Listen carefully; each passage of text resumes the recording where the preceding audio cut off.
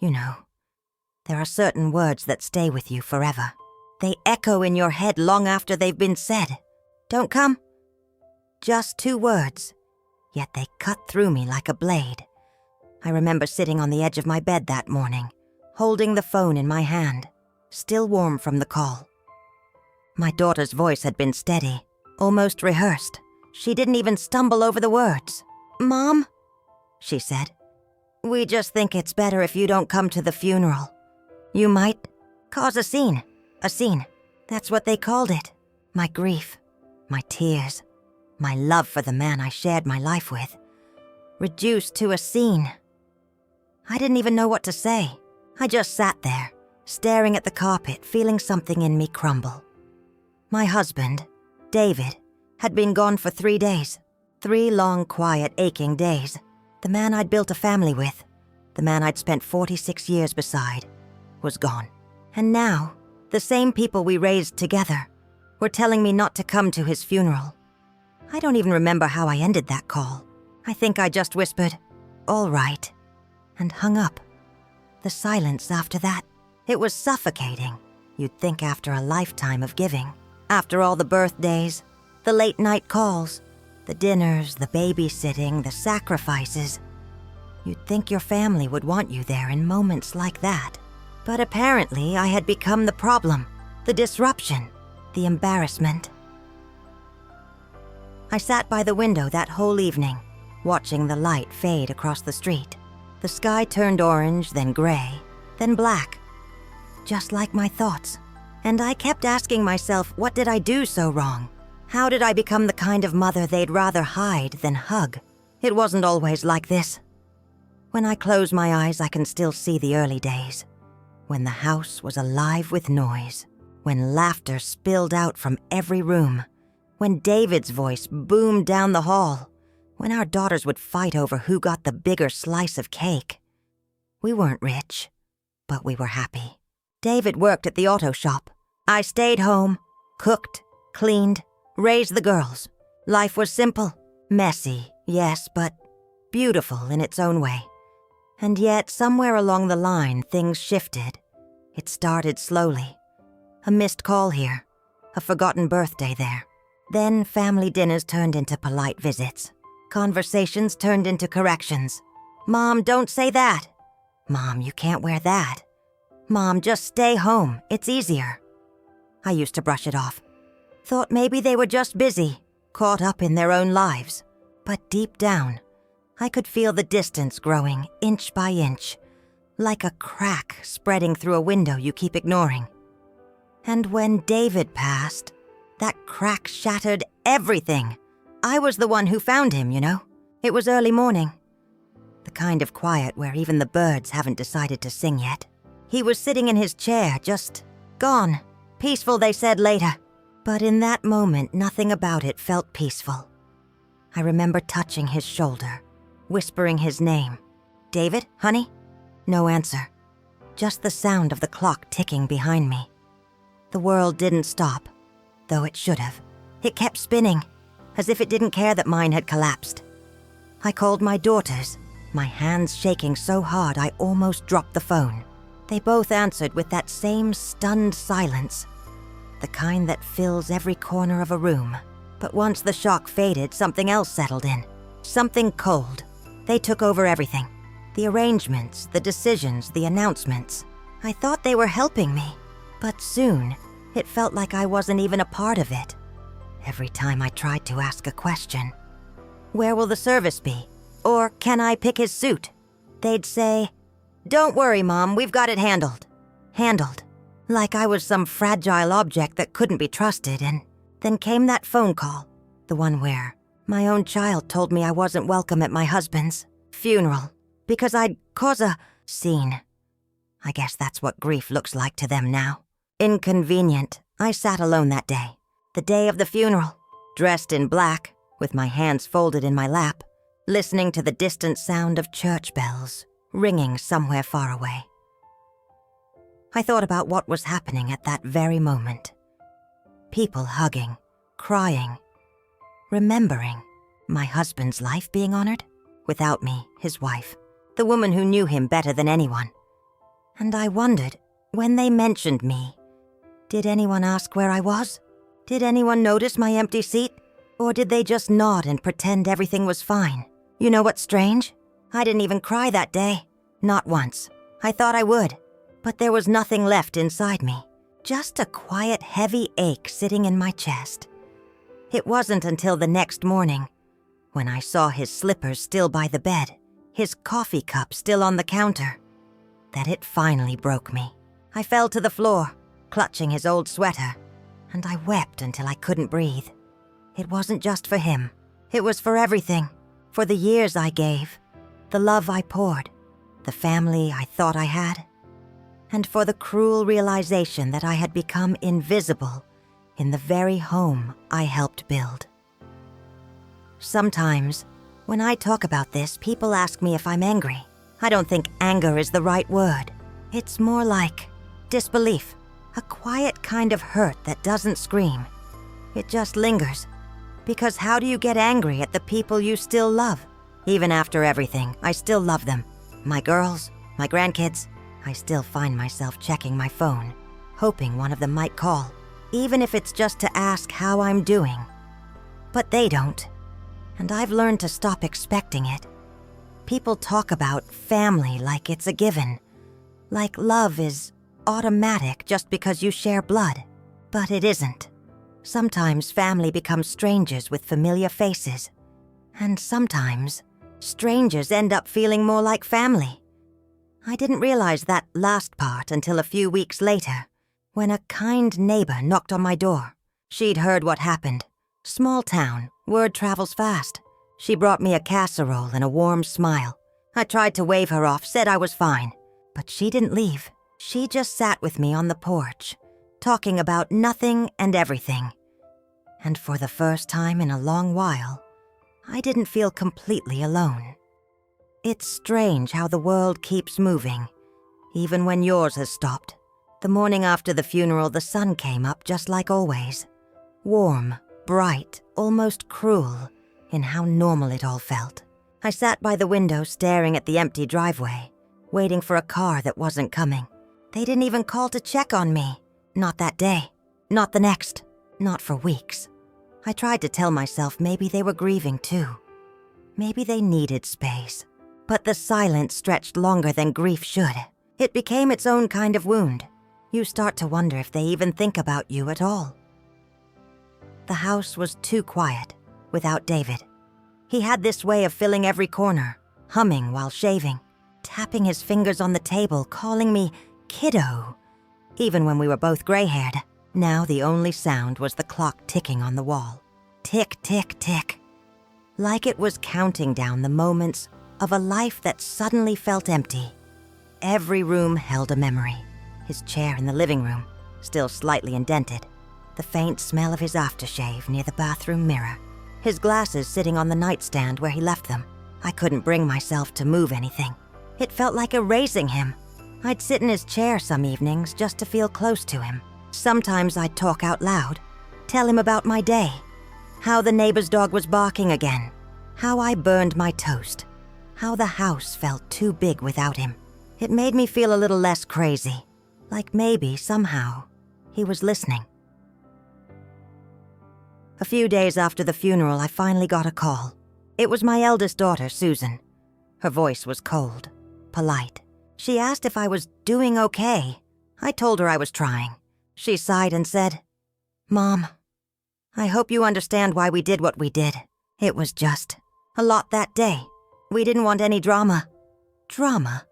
That word stung. Like my pain was a performance. I wanted to ask her, "What did you think I would do? Fall on the casket? Cry too loud? Embarrass you in front of your friends?" But I didn't. I just said, "I understand." She thanked me for being mature about it. Mature, as if I had a choice. When I hung up, I just sat there in the dark, feeling the weight of everything unsaid pressing on my chest. It's funny, isn't it? You raise children to be strong, kind, compassionate. You teach them about love, about standing by family through thick and thin. And then one day, they look at you like you're a burden, Like you're the one who doesn't belong anymore. The days blurred together after that.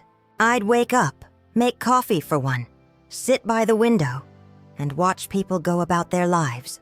Couples walking dogs, kids riding bikes, laughter drifting down the street, life happening everywhere but here. One afternoon, my neighbor Linda came by again. She's the one who brought me that casserole.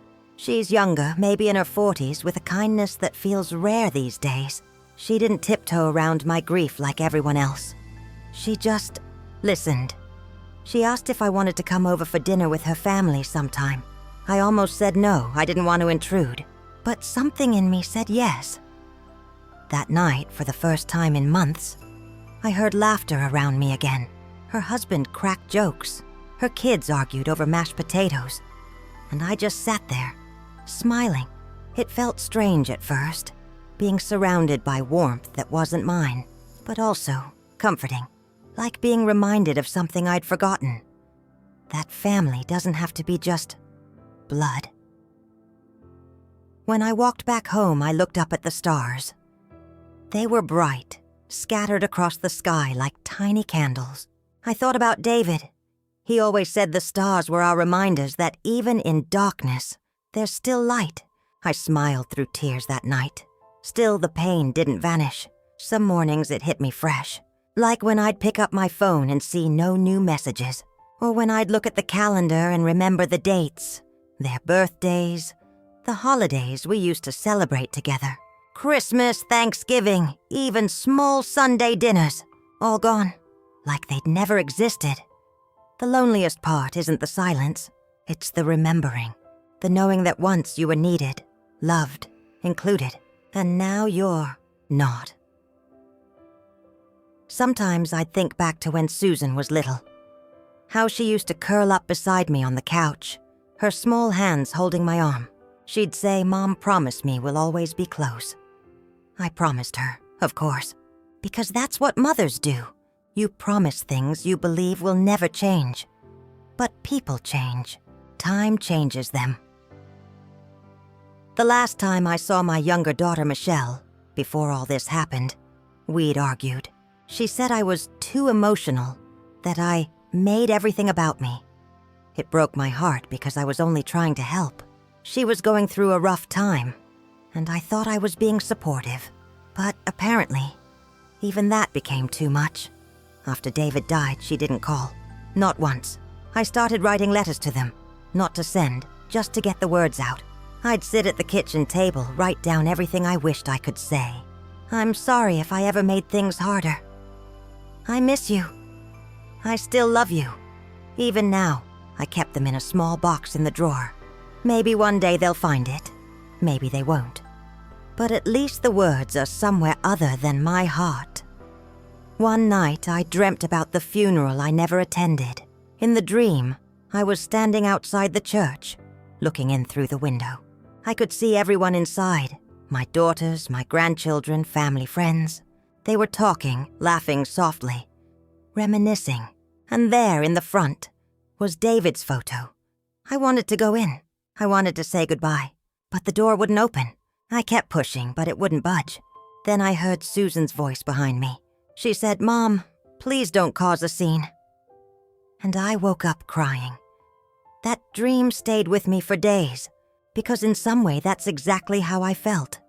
Standing outside of my own life, watching everyone else move on without me. Linda must have noticed something was off, because a few days later she showed up with tea and that knowing look only good friends have. She didn't ask what was wrong. She just sat beside me on the porch, both of us watching the sunset in silence. After a while, she said, "You know, sometimes people don't realize the damage they do until it's too late." I nodded. "I just don't know if I can ever forgive them." She looked at me and said something that I'll never forget. "Maybe forgiveness isn't for them. Maybe it's for you." I didn't say anything back, but her words sank deep. That night, I sat by David's chair and whispered, "How do I forgive them for this?" The silence that followed felt like an answer, one I wasn't ready to hear yet. Still, I kept moving, one slow day at a time. I started knitting again. It had been years since I picked up the needles. but it gave my hands something to do when my mind felt heavy. I made scarves, blankets, even a few tiny hats for the babies at the hospital. It wasn't the same as having my family, but it gave me purpose again. Every stitch felt like a heartbeat, a quiet reminder that I was still here, still capable of giving, even when no one was asking. Sometimes, when I'd finish a piece, I'd imagine David smiling at me from across the room saying, "See, kiddo, you still got it." And for a moment, that hollow ache in my chest would ease. But grief is tricky. It doesn't go away. It just changes shape. There were still nights when I'd wake up, heart pounding, half expecting to hear his footsteps. Still mornings when I'd reach for a second mug before remembering there was no one to drink from it. It's in those small moments that the loneliness feels the loudest. But little by little, I started learning how to live with it, how to sit with the quiet and not feel consumed by it. I didn't stop loving my family. I couldn't. Love doesn't vanish just because people hurt you. It lingers, sometimes painfully so. But I also realized that maybe I needed to love myself again too.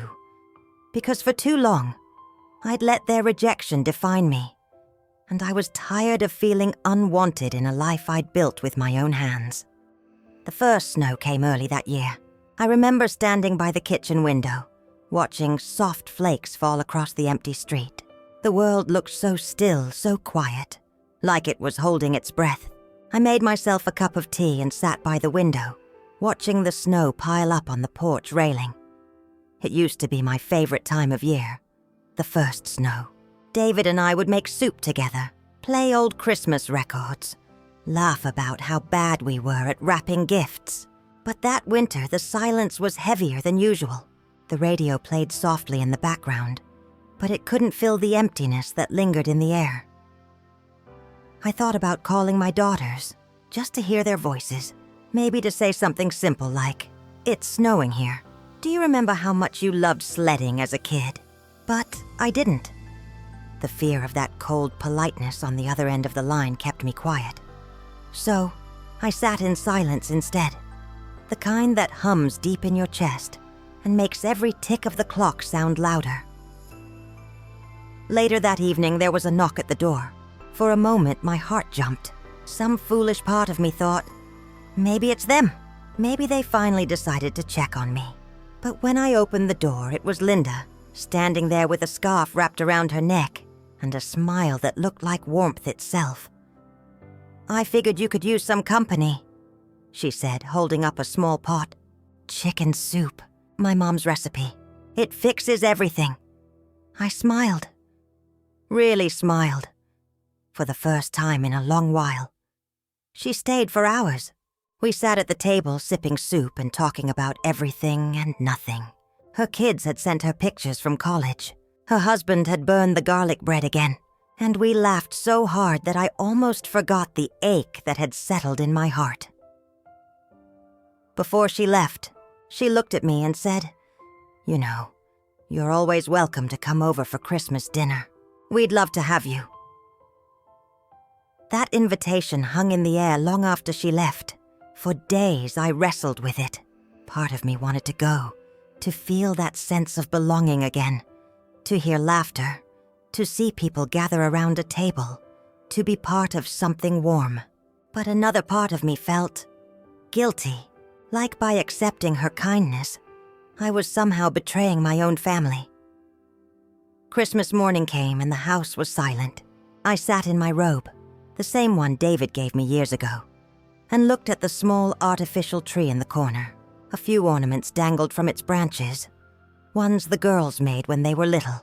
A tiny felt angel, a snowman missing one eye.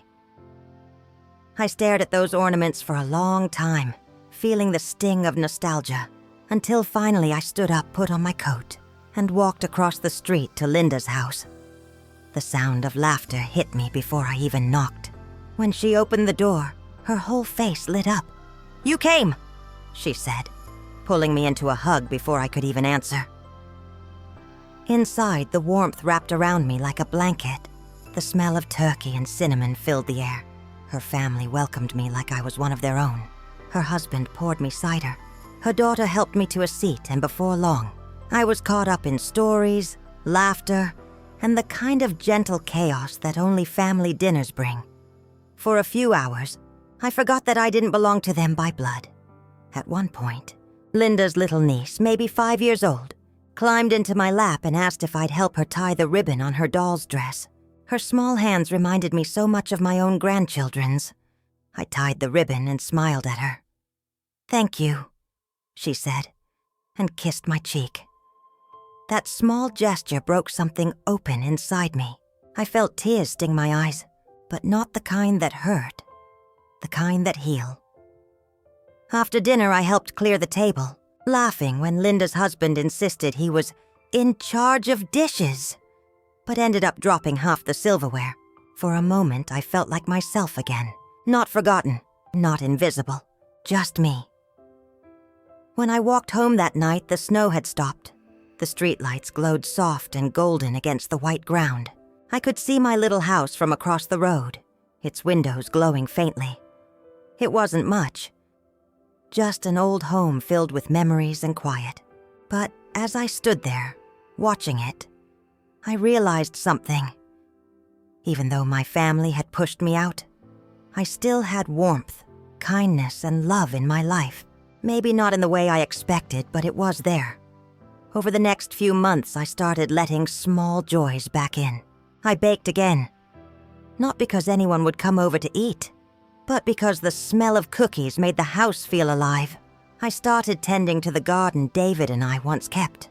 The earth felt cold and forgiving in my hands, like an old friend who still remembered me. One day, while planting new tulip bulbs, I found an old photo buried in a box in the shed. David holding Susan as a baby, both of them smiling, sunlight hitting their faces just right. I sat there in the dirt, tracing their smiles with my fingers. I whispered, "I miss you both. I just wish things had been different." Later that night, I placed the photo on the mantel beside David's old watch, and for the first time in a long time, I lit a candle. Not for mourning, but for memory. It flickered softly, casting warm light across the room. Sometimes, I'd still think about that day. The day they told me not to come to the funeral. It still hurt. It always would. But as the months passed, that sharp pain dulled into something gentler, like a scar. Still there, still visible, but no longer bleeding. I realized that love, even when broken, still lives in you. It changes shape, moves around, but it never really dies. Forgiveness came slowly. It wasn't dramatic or loud. It was quiet, like snow falling outside your window. One day, I just woke up and realized I didn't want to carry the anger anymore. It didn't mean what they did was okay. It just meant I didn't want it to own me. So I wrote them one last letter. It wasn't bitter. It wasn't angry. I simply told them I missed them, that I hoped they were well, that I loved them. Always would. I never sent it. I folded it neatly, tucked it inside the box with the others, and placed it in the drawer. But writing it felt like exhaling after holding my breath for too long. A few weeks later, Linda stopped by again, this time with a framed photo. It was from Christmas night, me at the table laughing, surrounded by her family. She smiled and said, "I thought you might want this." I looked at that picture for a long time after she left. There I was, smiling, alive, part of something again. And that's when it hit me. Sometimes the family we lose isn't the only family we'll ever have. Sometimes the world surprises you, gives you new hands to hold, new laughter to share, new warmth to fill the empty places. And though my daughters may never fully understand what they took from me, I know I found peace in ways I never thought I would. That night, as I sat by the fire, I looked up at the photo again and whispered softly, "It's okay. David, I'm okay now." The candle flickered beside his watch, almost like a nod. I smiled, tears running down my cheeks. Life has a way of breaking you. But if you're patient enough, it also shows you how to heal. When I got home that night, I sat on the edge of my bed and just stared at my hands. They were trembling. My wedding ring, well, what was left of it, still hugged my finger, a little thinner than before because I'd lost weight. I looked at it and whispered to myself, "I thought we were a family, John." That's my late husband's name. I used to talk to him when no one else listened. Sometimes I still do. Maybe it's silly, but it feels like he's the only one who understands how it feels to be left behind by your own blood. Days passed and I tried to stay calm, tried to keep myself from calling them again. I thought maybe, just maybe, one of them would realize what they'd done and call me first. Maybe they'd say, "Mom, we're sorry. We didn't mean it that way." But no call came. The phone sat silent on the table. The same table where I used to have Sunday dinners with my family. Laughter echoing through the house. The following week, a letter came in the mail. For a moment, I felt a flicker of hope. I thought maybe it was an apology, maybe something kind. But when I opened it, I saw the funeral thank you card that families usually send after a service. No personal note, just a printed message. "Thank you for your thoughts and prayers during this difficult time." My name wasn't even handwritten on it. It was like I was just one of the people from a mailing list. My hands shook so badly that the card slipped onto the floor. That was the moment it really hit me. They had closed the door completely, not just to the funeral, but to me. I wasn't family anymore. I was just someone they used to know. That night, I couldn't sleep. I sat in my living room watching the flicker of the TV, but I wasn't really seeing it. My mind kept replaying memories. Christmas mornings, Thanksgiving dinners, birthdays. All those moments where we hugged and said, "We'll always stick together." I used to believe them. I used to believe love like that couldn't fade. But grief changes people. Sometimes it pulls families together, and sometimes it tears them apart. I realized maybe they blamed me for something. Maybe they thought I'd make things worse. Maybe my tears would remind them too much of their own. But even if that was true, shouldn't families stand beside each other in pain? Shouldn't we hurt together? One afternoon, I drove by the cemetery. I hadn't planned to.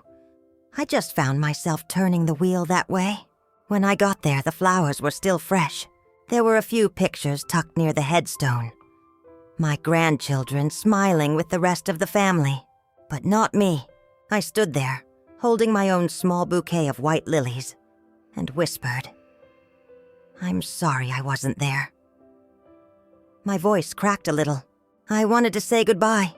I placed the flowers down and sat quietly for a while. I didn't cry this time. The tears had already run dry. Instead, I just sat with the silence. I thought about how love can sometimes turn into distance. How people can forget the ones who once held their hands through everything. But I also thought about forgiveness. How maybe, someday, they'd realize what that moment meant to me. A few weeks later, my neighbor Sandra stopped by. She's around my age, kind woman. She brought over a casserole and said, "You haven't been out much. I figured you could use some company." I smiled genuinely. It was the first time in weeks that someone came just to check on me. We talked for hours that night about little things. Recipes, the weather, the neighborhood gossip. It wasn't much, but it reminded me that there are still good people who care. She didn't ask about the funeral, and I was grateful. Not everyone needs to know that part of me still aches when I hear the word family. But she gave me something precious that night. Presents. Simple, quiet, kind presents. And that meant more than she could ever imagine. Days turned into months. Life started to find a rhythm again. I began tending to my garden more, keeping my hands busy. The roses bloomed that spring brighter than ever before. I don't know if that was a sign, but it felt like one. Like the universe was saying, "Keep going. You're still here." Every once in a while, I'd see pictures online. Family gatherings, birthdays, holidays. My daughter would post them, and I'd sit there scrolling, looking at faces that once lit up when I walked into a room. Now they didn't even look my way. I didn't comment, didn't message, didn't call. I just watched. It hurt.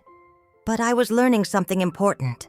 Sometimes peace means accepting that not everyone will come back. I started volunteering at the community center, reading to kids, serving meals, talking to folks who had no one else. Funny thing is, I met so many people who had stories just like mine. Mothers forgotten by children, grandparents left out of family dinners, siblings who hadn't spoken in years, and for the first time I didn't feel so alone. One afternoon while serving soup, a little boy asked, "Do you have a family?" I smiled softly and said, "I used to, but now I have all of you." He grinned and handed me a drawing he'd made. A picture of a stick-figure woman with gray hair, surrounded by little hearts. I took it home and pinned it on my fridge. That small act, that innocent kindness, filled a space in my heart that I thought was gone forever. It's strange, you know? Sometimes when you lose everything you thought mattered, that's when you start to see what really does. Family isn't always blood. It's not always who you share your name with. Sometimes family is who shows up when the world walks away. As time went on, I found myself talking less about what happened and thinking more about what it had taught me. Grief used to feel like this heavy shadow that followed me everywhere I went. But slowly, it began to soften. I started realizing that I didn't have to carry every memory like a wound. Some could just be memories. Plain and simple. I could love the past without living inside it. Sometimes at night, I still sit by the window with a cup of tea and watch the streetlights flicker. That's when the quiet thoughts come. The kind that don't need answers. I think about my daughter, my grandchildren, all of them. I wonder if they ever think of me. If they ever sit around a dinner table and say, "Remember when Mom used to?" Or, "Grandma always used to." Maybe they do. Maybe they don't. But I've learned not to chase that anymore. I used to think peace came from having everyone around me, from being part of something, from belonging. But peace, real peace, came when I accepted that I could still love them, even if they weren't here. That love didn't need a return address. It just needed to exist, quietly, faithfully. There was a day a few months later when I got a card in the mail. It was from my granddaughter, the youngest one. Her handwriting was shaky, but it said, "Grandma, I miss you. I wish you were at the funeral. I didn't know they told you not to come." My hands trembled as I read it. I sat down, tears spilling over before I even realized they were there. That card, that tiny piece of paper, meant the world. It was like a small crack in a wall that had been too high for too long. I wrote back.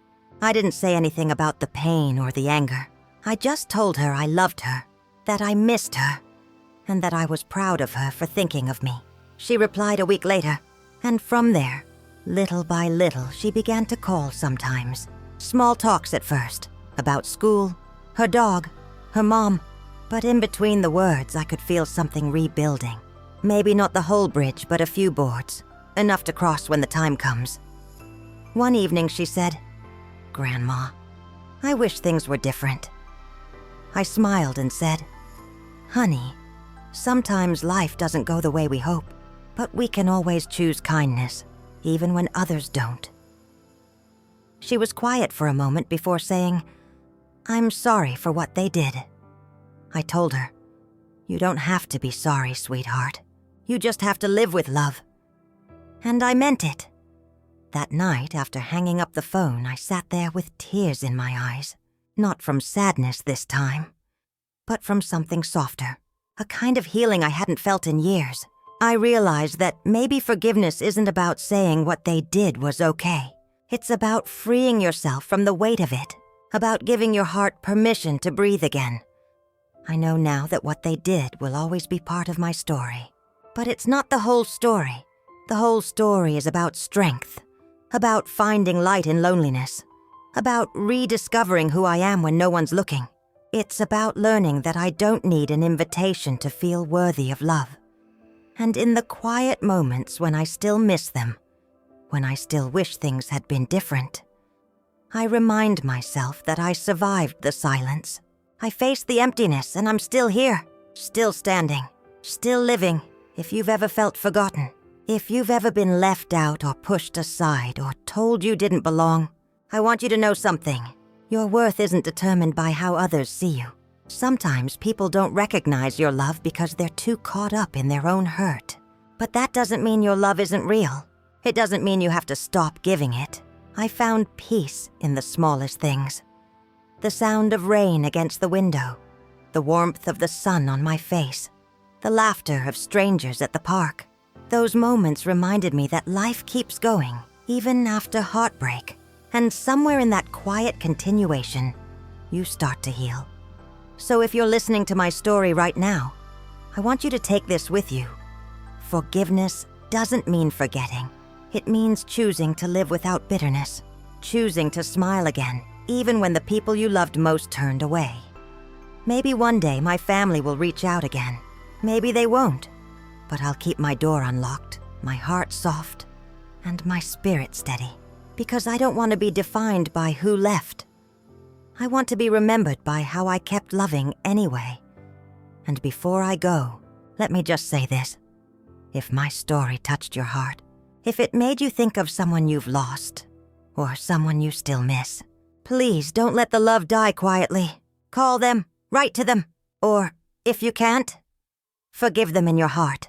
Let peace be your companion. Thank you for listening to my story. It wasn't easy to share, but if it helps even one person feel less alone, it was worth it. So please, if you believe in the power of kindness, in the strength of love after heartbreak, like this video, share it with someone who needs to hear it, and subscribe for more stories like mine, because sometimes we all just need to be reminded that even when the world closes its doors, our hearts still have the power to open.